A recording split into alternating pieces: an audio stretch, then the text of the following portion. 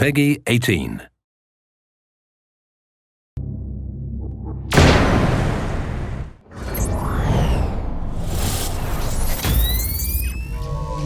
What's going on, guys? I'm Zack Cooper, your Splinter Cell community developer. We're here outside Ubisoft Toronto, and today we are going to get our hands dirty. We are going to go inside the combat of Splinter Cell.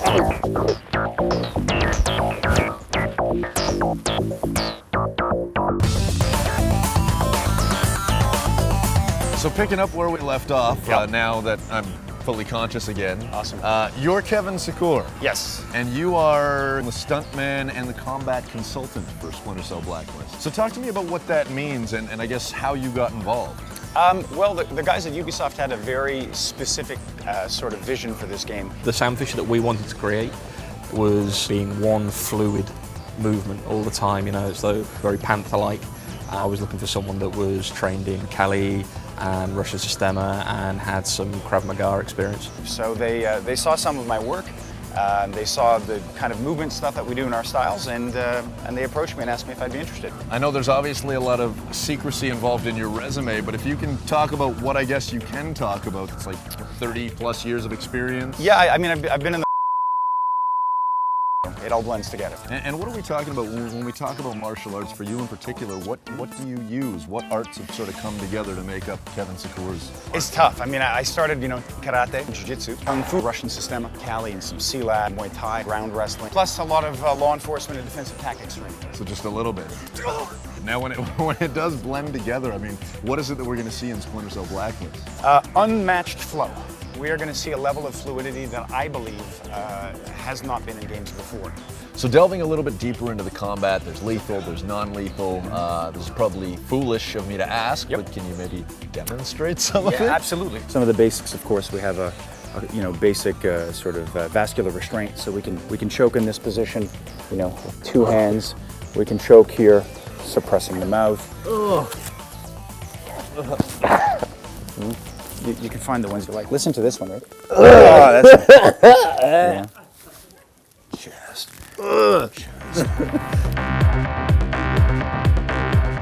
From there, we get obviously into the neck break, so there's different ways of using the hands, using the forearm, even using levers in this way to break. So those are some of the basic lethal. And then we get into hits. For non-lethal, we have a number of concussive hits. We have the brain stem. We get into the sort of brachial junction, getting into antagonistic pressure with chin, shoulder hits, hitting this way, hitting this way, hitting with the forearm. So those are some of the basic ones. Few of them. Let me sort of regain some of that. That's good. Wicked. Math comes back. All right, so the knife is obviously back. That's It a is. pretty big deal. Talk to me about the karambit, I guess. Yeah, well, traditionally Sam was using more of a sort of a straight blade style weapon, which was great, but we made the movement towards a karambit. So this is a traditional karambit. It's an Indonesian blade. The distinctions of the karambit, first and foremost, is that it has this ring into which you can insert your first finger. The main reason for that is to facilitate retention. The inner edge can be used for hooking actions, rending, tearing, and the outer action, because of the arch, has a more sort of fluid curve. And the curved blade gives you all of the same sort of impaling and stabbing capacities as a straight blade. So one of the distinctions, because of that curve, it allows me to sort of use it to sort of emphasize, you know, I could be going for you know, tendon slices, but using it for quite good control. I can be accessing muscles in the neck, whatever the case is.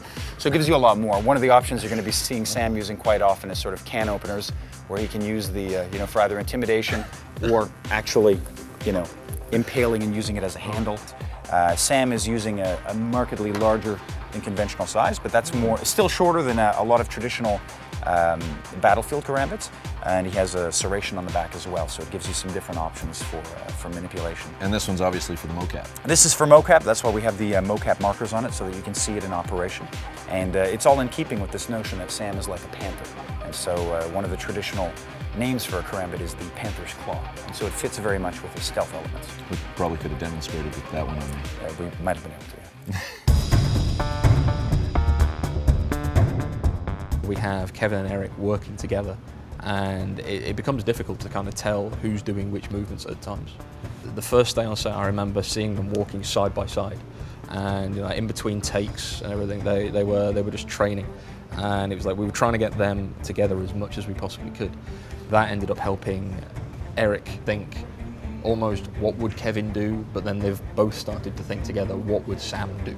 Eric is an absolute gift to this game. He's a joy. I mean, he's a student. He's passionate. He's open. He's put in so much time in his tactical training and learning the craft. And you know, I'm not a stunt guy. I'm a defensive tactics guy that was brought in. So the first faux pas that I make is I'm big into contact a lot of times. Eric doesn't shy away from it. He goes towards it. There's never been an instance in this game when Eric has done anything other than surprise me with how quickly he's evolving.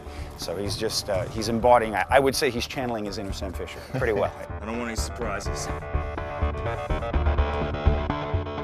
I had no idea what I was going to see in Kevin. I was expecting him to be trained. I was expecting him to be controlled. I wasn't expecting him to be as creative. With Kevin, I find that I'll see him do things. That will change maybe my perception of a move that I want it to do. It'll be using his hand behind him to kind of erase footprints when he's moving stealthily and everything. And there's things like that I really like that I feel that we could bring to the animation. He brings the action element of Fisher to the game for me. Nice. Good enough? So there it is. Managed to survive the day somehow. We met the man behind the combat of Splinter Cell Blacklist. Thankfully, we'll get to communicate again in the near future. Make sure you let us know what you think on our Facebook page, on our Twitter account, and on the official Ubisoft forums. Until next time. Oh.